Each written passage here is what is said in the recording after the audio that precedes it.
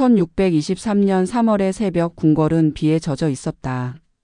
창덕궁 서쪽 행각 초라한 방 한 칸에 한 남자가 앉아 있었다. 이름은 광해. 조선의 임금이었으나 이제 왕이라 부를 리가 없다.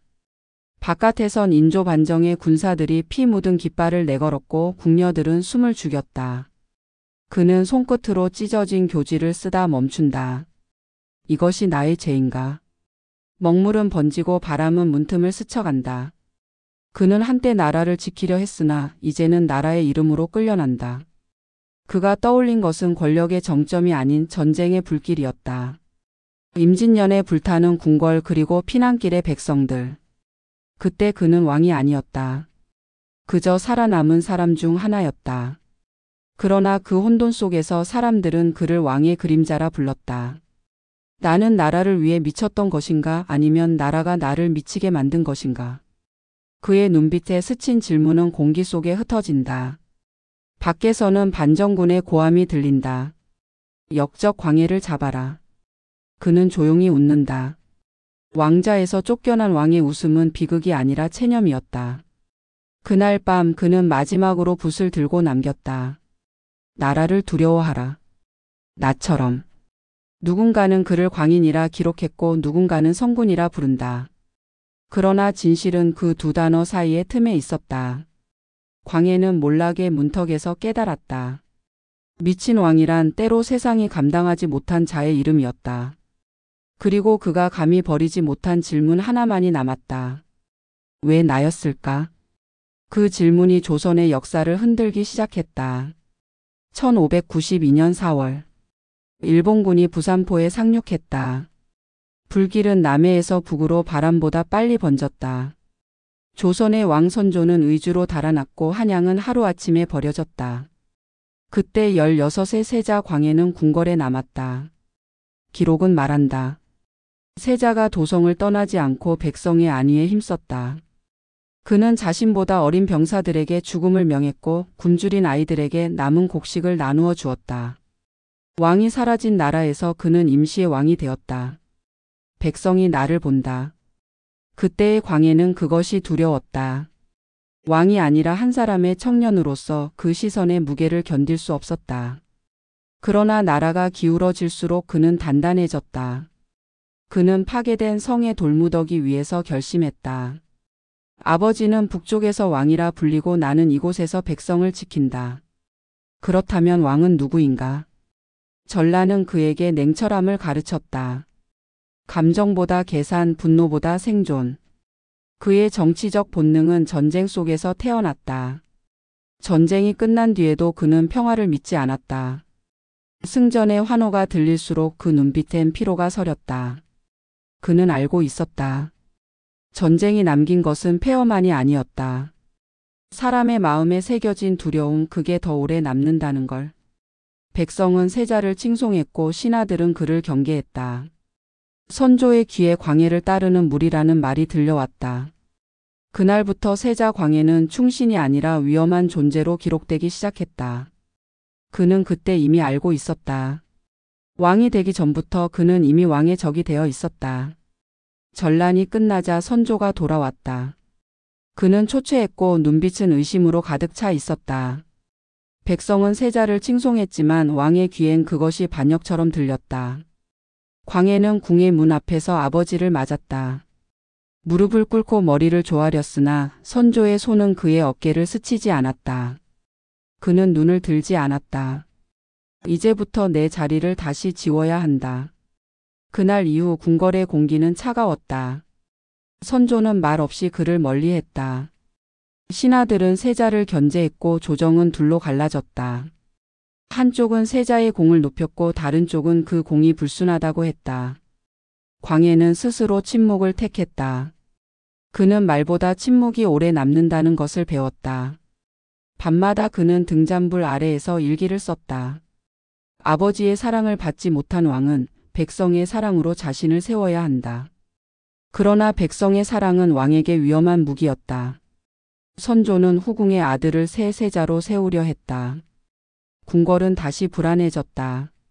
광해는 이해하려 했다. 하지만 그 이해가 곧 복종이 될 때 그는 마음속에서 무너졌다. 그의 눈에는 더 이상 부성도 효심도 남지 않았다. 남은 것은 권력의 냉기뿐이었다. 그리고 그날 밤 그는 거울 앞에 섰다. 거울 속 자신에게 말했다. 왕이 되려면 아들을 버린 아버지가 되어야 한다. 그때부터 광해는 사람의 마음 대신 기록을 믿었다. 사람은 거짓을 말하지만 기록은 침묵으로 진실을 남긴다. 그 침묵 속에서 그는 조금씩 돌처럼 변해갔다. 1606년 선조는 병석에 누워 있었다. 조정은 두 개의 명령으로 움직였다. 하나는 선조의 것이었고 다른 하나는 세자 광해의 이름으로 내려졌다. 한 나라에 두 왕이 존재했다. 신하들은 아침에는 선조에게 문안을 드리고 오후에는 세자의 제가를 받았다. 모든 것이 정상이었으나 그 정상 속에 균열이 있었다. 광해는 그 균열의 중심에 서 있었다. 명부는 세자였으나 실권은 대리청정의 이름으로 주어졌다. 그는 전란 후 피폐한 나라를 재정비했다. 흩어진 백성의 호적을 다시 세우고 파괴된 토지를 조사했다. 전쟁의 폐허 속에서도 질서를 세우려 했다. 그러나 그의 개혁은 언제나 선조의 그늘 아래에서 자랐다. 왕은 죽음을 앞두고도 권력을 놓지 않았다. 선조의 교지는 모호했고 신하들의 입은 더 모호했다. 전하의 유지를 받들어 광해를 임금으로 삼되 장자의 혈통 또한 잊지 말라. 한 줄의 문장이 나라의 운명을 갈랐다. 그 순간 광해는 즉위했으나 단 한 사람에게조차 축복받지 못했다. 즉위식 날 궁궐의 하늘은 잿빛이었다. 그는 조용히 무릎을 꿇고 제단 앞에 향을 올렸다. 이제 나는 누구를 두려워해야 하는가. 그의 속삭임은 연기 속으로 흩어졌다. 백성은 새 왕의 이름을 불렀으나 신하들은 속으로 다른 왕을 섬겼다. 그들이 바라본 왕자는 언제나 두 개였다. 하나는 살아있는 아버지의 그림자, 다른 하나는 아직 인정받지 못한 아들의 현실. 광해는 그 그림자 속에서 점점 단단해졌다. 그는 알고 있었다. 사랑받지 못한 왕은 반드시 두려움으로 다스려야 한다는 것을. 그러나 두려움은 왕을 강하게 만들지 않았다. 그를 고립시켰을 뿐이었다. 그날 밤 그는 서한 위에 붓을 집어들었다. 먹이 번지며 남긴 글자 하나 균형. 그것이 그가 왕으로서 믿을 수 있는 유일한 진리였다. 1608년 2월 선조는 세상을 떠났다. 조정은 술렁였고 상복을 입은 신하들의 눈빛에는 계산이 스며 있었다. 그날 새벽 궁궐 문 앞에 새 교지가 도착했다. 그것은 선조의 마지막 유서였다. 교지는 두 줄로 되어 있었다. 광해를 왕으로 삼되 영창을 잊지 말라. 나라의 운명을 가를 문장이었다. 광해는 눈을 감았다. 그가 원한 것은 권위가 아니라 정당함이었다. 그러나 유서는 그 정당함을 앗아갔다. 그는 즉위식에서 미소조차 짓지 않았다. 그날의 왕관은 축복이 아니라 형벌처럼 느껴졌다. 즉위 후 그는 냉정하게 나라를 정비했다. 전란으로 흩어진 군역 제도를 개편하고 명나라와의 외교를 새로 열었다. 그는 현실을 택했다. 이념보다 생존, 명분보다 실리. 하지만 조선의 신하들은 여전히 명분의 언어로 세상을 읽고 있었다. 그의 선택은 언제나 이단이었다. 그는 명나라 대신 후금에 사신을 보내고 종이 화폐를 검토했다. 백성들은 그를 살아있는 왕이라 불렀지만 조정은 그를 변덕스러운 군주라 비난했다. 밤마다 그는 서쪽 창문으로 달빛을 바라봤다. 그 빛은 차갑고 그러나 또렷했다. 백성이 굶주리는 한 왕의 잠은 없어야 한다. 그의 결심은 냉정했고 그래서 더 외로웠다. 한편 궁궐의 다른 방에서는 어린 영창대군이 자라고 있었다. 왕의 동생이자 또 다른 왕의 가능성. 광해는 그 아이를 사랑했으나 동시에 두려워했다. 그는 다시금 느꼈다. 역사는 같은 그림을 반복한다는 것을. 아버지가 아들을 의심했듯 이제 아들은 동생을 경계해야 했다. 그는 스스로를 대리인이라 불렀다. 백성을 위한 대리인, 왕권의 대리인, 역사의 대리인. 그러나 어느 순간부터 그 말은 그를 위로하지 못했다. 그가 진정 대리하고 있는 것은 자신을 향한 불신이었다. 1613년 봄 궁궐에 냉기가 돌았다. 어린 영창대군이 반역 혐의로 체포되었다. 사건의 시작은 단순했다. 죽은 패비 유씨의 집안이 역모를 꾀했다는 모함. 그리고 그 불씨는 순식간에 왕의 동생에게 옮겨 붙었다. 조정은 둘로 나뉘었다. 한쪽은 대군의 무죄를 외쳤고 다른 한쪽은 왕의 안위를 말하며 처형을 주장했다. 광해는 결정을 미뤘다. 그러나 그 미움이 곧 명령이 되었다. 며칠 뒤 강화도의 찬 바람 속에서 어린 대군은 숨을 거뒀다. 기록에는 남는다. 영창이 얼어 죽었다. 그 문장 뒤에는 수많은 침묵이 있었다. 그날 밤 광해는 잠들지 못했다. 그는 방 안을 서성이며 중얼거렸다. 나는 명령하지 않았다. 그러나 명령하지 않은 것도 때로 명령이었다.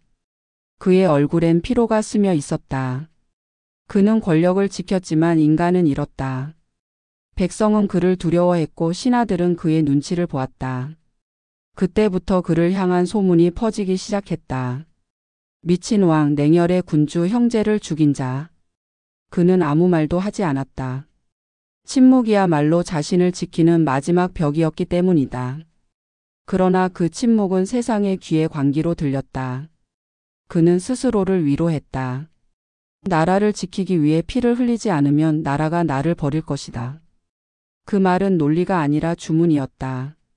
그 주문 속에서 그는 조금씩 자신을 잃어갔다. 달빛이 창살 사이로 스며들었다. 그 빛은 차갑고도 고요했다. 그는 눈을 감았다. 거울 속에서 자신을 보았다. 왕관을 쓴 형의 그림자가 여전히 그를 바라보고 있었다. 그날 이후 광해의 눈빛은 변했다. 그는 더 이상 백성을 사랑하지 않았다. 대신 나라를 지키려 했다. 그것이 그의 마지막 인간성의 형태였다. 광해군 6년 궁궐의 공기는 싸늘했다. 신하들은 그를 두려워했고 백성들은 그를 멀리서만 바라봤다. 그는 변덕스럽지 않았다. 오히려 지나치게 계산적이었다. 그러나 사람들은 그것을 광기라 불렀다. 그는 신하들의 보고를 들으며 늘 한 가지를 물었다. 그 일은 나라의 이익이 되는가? 그 질문은 냉정했고 때로는 잔인했다. 그의 판단은 감정보다 수치에 가까웠다. 국경에서 병력 손실이 보고되면 그는 지도 위에 빨간 점을 찍었다. 백성의 사망수보다 세금의 흐름을 먼저 계산했다. 그는 어느 날 종묘의 제사를 폐지하고 왕실 비용을 절반으로 줄였다. 신하들이 이를 막자 이렇게 말했다. 백성이 굶는데 제사가 무슨 의미가 있겠는가? 기록에 따르면 그 말 이후로 그를 예를 모르는 왕이라 적은 상소가 10줄을 넘었다. 그는 신하들을 내쳤다. 이양복, 정인홍, 김기영. 그 이름들은 차례로 유배되거나 사라졌다. 권력의 중심에는 이첨이 남았다. 이첨은 왕의 그림자처럼 움직였다. 그는 왕의 뜻을 실현한다며 반대파를 숙청했고 조정은 피로 물들었다. 광해는 그 피를 보며 아무 말도 하지 않았다. 정의는 피를 요구한다. 그의 마음속엔 이미 한 줄의 문장이 새겨져 있었다. 그러나 그날 이후부터 궁궐의 거울들은 그를 반사하지 않았다. 누군가 말했기 때문이다. 폐하의 눈빛은 사람의 것이 아닙니다. 그 말이 전해진 날 밤 그는 거울을 깨부쉈다. 빛은 산산이 흩어졌고 그 잔편들이 바닥에 별처럼 흩어졌다. 그는 스스로를 미치게 내버려 두지 않았다. 그저 미쳐 보이게 만들었다.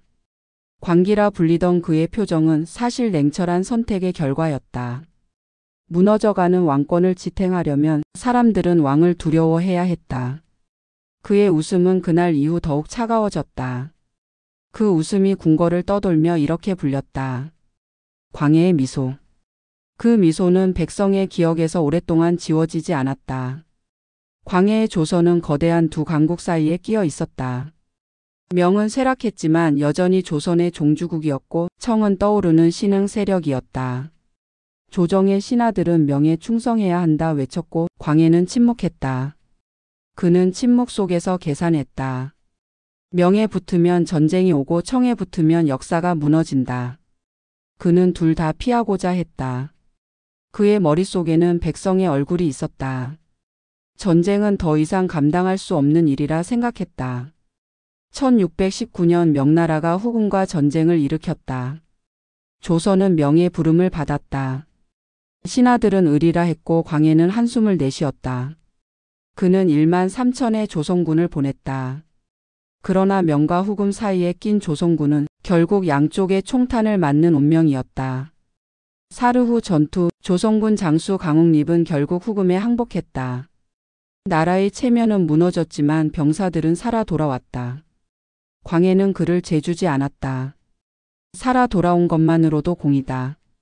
그 한마디가 신하들의 분노를 샀다. 의리를 버린 왕, 명을 배신한 자, 그 비난이 궁궐을 뒤덮었다. 하지만 광해는 흔들리지 않았다. 그는 밤마다 밀서를 보냈다. 명과 청 그 어느 쪽에도 치우치지 말라. 그것이 후세가 중리 외교라 부른 그의 방식이었다. 그는 명의 사신 앞에서는 충성의 말을 했고 후금의 사신 앞에서는 평화의 약속을 내비쳤다. 그의 혀는 거짓으로 움직였지만 마음은 단 한 곳을 향했다. 전쟁 없는 조선. 그러나 신하들은 그의 진심을 몰랐다. 그들은 그의 말을 광기로 읽었다. 왕이 제 정신이 아니다. 명분 없는 정치는 혼란의 근원이다. 그의 이름 앞에는 광이라는 글자가 붙기 시작했다. 미친 왕, 냉혹한 군주, 배신의 정치가. 그러나 그가 만든 중립의 시간 동안 조선은 단 한 번의 침략도 받지 않았다. 그는 그 사실을 기록하지 않았다. 기록이 아니라 침묵으로 남겼다. 그 침묵 속에서 그는 나라를 지켰다. 1622년의 겨울 창덕궁의 서쪽 별당. 광해는 홀로 앉아 있었다. 그 방은 한때 왕비의 처소였으나 이제는 왕의 피난처였다. 그는 더 이상 신하들을 믿지 않았다. 밖에서는 반정의 기운이 조용히 번지고 있었다. 이첨은 여전히 그의 곁을 지켰지만 그 충성은 이미 썩어 있었다. 그의 눈빛에는 권력의 냄새가 짙게 배어 있었다. 광해는 그것을 모른 척했다. 그는 이제 누구도 신뢰하지 않았다. 밤마다 서궁의 벽에 등불이 흔들렸다. 그 빛은 깜박이며 꺼질 듯 꺼지지 않았다. 그는 그 빛을 바라보며 생각했다. 왕의 자리는 어쩌면 어둠 속에 있어야 하는가. 그는 더 이상 나라를 다스리지 않았다. 그저 버텼다. 기록에는 남는다. 광해가 정사를 멀리하고 방에 머물렀다. 사람들은 그를 미쳤다고 썼지만 그는 오히려 제정신으로 세상을 견디고 있었다. 그의 머릿속에는 여전히 하나의 문장이 맴돌았다. 나는 나라를 버리지 않았다. 나라가 나를 버렸다. 그 말은 중얼거림처럼 방 안에 흩어졌다. 그의 겨울 달빛이 서궁의 지붕 위를 스쳤다. 그 빛은 유리창에 닿아 금빛으로 번졌다. 그 순간 그는 자신이 만든 균형의 세상이 무너지는 소리를 들었다. 칼날은 아직 보이지 않았지만 이미 궁궐을 향하고 있었다. 그는 알았다. 그 빛은 이제 자신을 비추는 것이 아니라 자신을 삼키러 오는 신호라는 것을. 그러나 그는 일어나지 않았다. 그저 등을 기대어 앉은 채로 조용히 눈을 감았다. 나는 미친 왕이 아니다. 그 속삭임은 들리지 않았고 오직 등잔불만이 흔들렸다. 그날 밤 조선의 균형은 무너졌다. 그리고 그 무너진 밤이 광해의 마지막이었다. 광해군 12년 한양의 거리에는 새로운 바람이 불었다. 폐허 위에 세워진 시장, 불타버린 창고 대신 다시 채워진 쌀자루. 그 중심에는 대동법이라는 이름의 법이 있었다. 전쟁으로 흩어진 백성들은 세금 대신 곡식을 바쳤고 그 곡식은 관리들의 손을 거치며 썩어갔다. 광해는 그것을 바꾸고자 했다. 백성이 낸 곡식이 백성에게 돌아가야 한다. 그는 말보다 숫자로 세상을 설계했다. 논의 넓이를 조사하고 토지 문서를 새로 만들었다. 대신들은 분노했고 지주들은 공포를 느꼈다. 그의 개혁은 냉철했다. 대동법은 지방마다 다른 공납 제도를 통일시켰고 중앙의 재정을 직접 관리하게 했다. 조정의 기득권층이 무너지는 순간이었다. 그는 나라의 근본은 백성이라 믿었으나 그 말은 권력의 귀에는 반역처럼 들렸다. 그는 화폐 유통도 시도했다. 은을 기반으로 한 거래, 물자의 교환, 시장의 개방. 그러나 신하들은 말했다. 조선은 농의 나라입니다. 돈의 나라가 아닙니다. 그는 웃지 않았다. 농민의 손에 쌀 대신 돈이 쥐어질 때 비로소 왕권도 현실을 가질 수 있다는 것을 알고 있었기 때문이다. 그의 시선은 언제나 백성에게로 향했지만 그 발밑의 궁궐은 점점 비틀려 갔다. 이첨은 왕의 뜻을 실현한다며 반대자들을 숙청했고 그 피로 권력을 쌓았다. 광해는 그 피를 외면했다. 개혁은 더럽고 피로 유지된다는 것을 너무 잘 알았기 때문이다. 그는 밤마다 왕자 앞에서 서책을 펼쳤다. 백성의 소리는 하늘의 소리다. 그 문장을 읽으며 그는 생각했다. 하늘은 들을 귀가 없지만 백성은 기억한다. 그러나 그 기억은 오래가지 못했다. 그가 세운 제도는 조정을 분열시켰고 그가 꿈꾼 질서는 곧 왕권을 흔드는 칼이 되었다. 그는 개혁을 멈추지 않았지만 이미 그 개혁은 그를 향해 돌아서고 있었다. 이첨은 늘 조용히 웃었다. 그의 입꼬리엔 언제나 왕의 이름이 걸려 있었다. 그는 왕을 섬기며 동시에 왕을 이용했다. 그리고 왕은 그 사실을 알고 있었다. 이첨은 사람을 다루는 기술이 있었다. 상소문을 미리 읽고 그 글쓴이를 숙청했다. 그는 왕의 명령 없이도 왕의 뜻을 말했다. 폐하의 의중이 이러하십니다. 그 말 한마디로 수많은 목숨이 사라졌다. 광해는 그를 믿지 않았다. 그러나 버릴 수도 없었다. 이첨은 왕의 죄를 대신 짊어진 사냥개였고 그 사냥개가 물고 있는 피가 왕의 피였기 때문이다. 그는 자신을 괴롭혔다. 나는 그를 이용하는가 아니면 이용당하는가. 거울 속 광해의 눈빛은 피로했다. 그의 얼굴에서 빛은 사라지고 그림자만 남았다. 한양의 거리는 더 이상 그를 찬양하지 않았다. 백성들은 세금이 줄었지만 그 혜택이 자신의 몫이 아니라는 것을 알게 되었다. 이첨의 탐욕이 그 개혁의 열매를 삼켰다. 그러나 사람들은 광해를 탓했다. 왕이 허락하지 않았다면 어찌 그런 일이 있었겠는가. 이첨은 점점 더 대담해졌다. 정적들을 몰아내고 반대파의 가문을 멸문시켰다. 그의 손에는 피가 묻었고 왕의 손에는 침묵이 묻었다. 밤마다 광해는 그 피 냄새 속에서 잠을 이루지 못했다. 이제 누구도 믿을 수 없다. 그의 방 안에는 빛이 없었다. 등잔이 꺼진 자리에 남은 것은 살아있는 자의 고독뿐이었다. 1622년 그는 이첨에게 마지막 명을 내린다. 이제 그만 멈추라. 그러나 이미 늦었다. 이첨은 더 이상 명령을 듣는 자가 아니었다. 그는 왕의 이름으로 왕을 지배했다. 그의 겨울 궁궐은 피보다 더 짙은 침묵에 잠겼다. 왕과 신하, 주인과 그림자.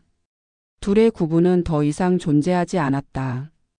1623년 3월 12일 새벽의 바람은 이상하게 고요했다. 창덕궁의 등불은 꺼지지 않았지만 궁녀들의 발소리는 멎어 있었다. 정원 너머 군사들의 발자국이 서서히 다가왔다. 그것은 반정이라 불린 새벽이었다. 서인과 남인, 몰락한 가문들과 젊은 장수들이 뜻을 모았다. 나라를 되찾자. 그 구호 속에는 왕이 아닌 권력의 냄새가 섞여 있었다. 광해는 서궁에 있었다. 그는 이미 모든 것을 알고 있었다. 문 밖의 발소리, 멀리서 들려오는 군말의 울림. 그는 움직이지 않았다. 이첨은 도망쳤다. 그의 집은 불타올랐고 사람들은 그 불길 속에서 왕의 이름을 외쳤다. 광해를 잡아라. 그 외침은 두려움보다 해방에 가까웠다. 그는 마지막으로 서류 더미를 정리했다. 전쟁, 재정, 백성 명과 청의 문서들. 그는 그 위에 손을 얹었다. 이것이 나의 통치였고 나의 죄였다. 군사들이 들이닥쳤다. 왕의 문이 열렸다. 그는 눈을 감았다. 나는 나라를 배신하지 않았다. 나라가 나를 버렸다. 그 속삭임은 비명보다 조용했고 그래서 더 오래 남았다. 그날 새벽 그는 왕이 아닌 죄인으로 끌려 나왔다. 궁궐의 문은 천천히 닫혔고 창덕궁의 연못 위에는 빛이 깃들었다. 그 빛은 붉지도 푸르지도 않은 묘한 회색이었다. 그것은 한 시대의 색이었다. 미친 왕이라 불렸던 자, 그러나 누구보다 냉정하게 조선을 붙잡았던 왕의 마지막이었다. 그날 이후 그의 이름은 금기였다. 조정의 기록에는 단 한 줄만 남았다. 광해 서인으로 강등하다. 그러나 사람들은 기억했다. 그가 만든 도로, 그가 세운 제도, 그가 멈춘 전쟁. 그것들은 왕이 사라진 뒤에도 계속 움직였다. 그날 새벽의 바람은 역사가 한 왕을 버리고 한 시대를 끝낸 냄새였다. 하지만 그 바람의 끝에서 조선은 아직 그를 완전히 잊지 못했다. 1623년 3월 이후 왕이었던 남자는 이름을 잃었다. 그는 강화도로 보내졌다. 왕이 아닌 죄인, 그러나 여전히 사람들은 그를 전하라 불렀다. 그 호칭은 명령이 아니라 습관이었고 습관이 곧 충성이었다. 그가 강화의 초라한 객사에 도착했을 때 봄눈이 내리고 있었다. 궁궐의 돌계단 대신 질척한 흙길, 비단 대신 거친 삼배옷. 그의 눈빛은 흐릿했지만 걸음은 곧았다. 이제야 내 발이 땅을 밟는구나. 그가 중얼거렸다는 말이 수행관의 기록에 남았다. 그곳에서도 그는 왕이었다. 그는 매일같이 곡식을 나누고 병든 노인을 돌보았다. 백성들은 조심스레 문을 두드려 그에게 인사를 올렸다. 그는 웃지 않았다. 그러나 그들의 이름을 모두 기억했다. 이름은 잊혀도 사람은 남는다. 그의 마음은 여전히 나라의 언어로 움직였다. 그러나 반정 정권은 그 침묵조차 두려워했다. 인조는 그를 제주로 내쳤다. 섬의 바람이라면 그의 목소리도 닿지 않겠지. 그 결정 하나로 광해는 역사의 가장자리에 버려졌다. 배를 타고 떠나던 날 그는 하늘을 올려다봤다. 그 하늘은 한양의 하늘과 다르지 않았다. 다만 그 아래의 사람들만 달라졌을 뿐이다. 그는 생각했다. 왕의 자리는 높지 않았다. 단지 바람이 세게 부는 곳이었을 뿐이다. 강화의 바람이 멈추고 바다의 끝이 보이지 않을 때쯤 그는 비로소 깨달았다. 그가 지켜온 것은 나라가 아니라 나라의 꿈이었다는 것을. 제주의 초가. 그곳이 광해의 마지막 궁궐이었다. 비가 오면 지붕이 새고 바람이 불면 등잔불이 꺼졌다. 그는 그 어둠 속에서 하루하루를 기록했다. 묵은 종이 위에 남은 글자들은 왕의 명령이 아니라 한 인간의 고백이었다. 나는 백성의 이름을 부르고 싶었다. 그러나 권력은 이름을 지운다. 그의 글은 간결했고 냉정했다. 역사의 두께가 아니라 한 사람의 체온으로 적혀 있었다. 그는 더 이상 정치에 관심을 두지 않았다. 그 대신 밭을 일구고 돌담을 쌓았다. 손바닥이 거칠어질수록 그는 오히려 평온했다. 그는 스스로에게 말했다. 권력은 흙 위에 세워진 모래탑이었다. 그를 돌보던 승려 하나가 그를 이렇게 기록했다. 폐하께서 새벽마다 들판을 거닐며 돋는 해를 바라보셨다. 말없이 오래. 그 침묵은 고독이 아니었다. 그는 자신이 만든 세상을 내려놓고 세상을 다시 배우고 있었다. 한때 미치광이라 불린 왕이 이제는 농부의 손으로 흙을 어루만졌다. 그 손끝엔 피도 권위도 없었다. 그저 살아있는 흙의 온기만 있었다. 그의 이름은 여전히 금기였다. 조정은 그의 존재를 잊으려 했고 기록은 그를 지우려 했다. 그러나 섬의 사람들은 조용히 속삭였다. 그이는 미치지 않았어. 다만 너무 멀리 본 거야. 그 말은 바람에 흩어져 사라졌지만 그 바람이 훗날의 역사를 다시 불러올 줄 그 누구도 몰랐다. 1641년 여름 바람이 잦아든 오후. 광해는 마지막으로 들판에 나섰다. 그는 더 이상 왕이 아니었고 백성도 아니었다. 그저 조선의 한 인간이었다. 그는 돌담에 기대 앉아 먼 산을 바라봤다. 산등성이 위로 구름이 흘렀고 그 아래에서 아이들이 웃으며 뛰어다녔다. 그는 눈을 감았다. 이것이 내가 원했던 세상일지도 모른다. 그가 세상을 떠난 날 제주엔 큰 비가 내렸다. 바람은 그의 초가를 쓰러뜨리지 않았다. 대신 마당에 들꽃이 피어올랐다. 그 꽃은 아무도 돌보지 않았으나 오랫동안 시들지 않았다. 조정은 그의 죽음을 알리지 않았다. 공식 기록에는 단 한 줄만 적혔다. 광해 제주에서 생을 마치다. 그 짧은 문장은 한 시대의 종결선이었다. 그러나 세월이 흐른 뒤 역사는 다시 묻기 시작했다. 그는 정말 미친 왕이었는가? 그가 택한 길은 배신이었는가 아니면 시대를 앞선 선택이었는가? 대동법은 훗날 전국으로 확대되었고 그가 추진한 외교 노선은 후세의 평화의 근간이 되었다. 그가 세운 제도는 그를 배신했지만 그 제도 덕에 조선은 더 오래 버텼다. 사람들은 이제 말한다. 그는 조선을 미치게 한 왕이 아니라 미쳐버린 시대를 견디려 한 왕이었다. 거울 속 조선은 여전히 그를 비춘다. 빛과 어둠이 섞인 얼굴로 그는 지금도 묻고 있다. 나는 미치지 않았다. 다만 그들이 깨어나지 않았을 뿐이다. 그의 시대는 끝났지만 그의 질문은 아직도 끝나지 않았다. 그리고 조선이라는 거울 속에서 그는 여전히 살아있다.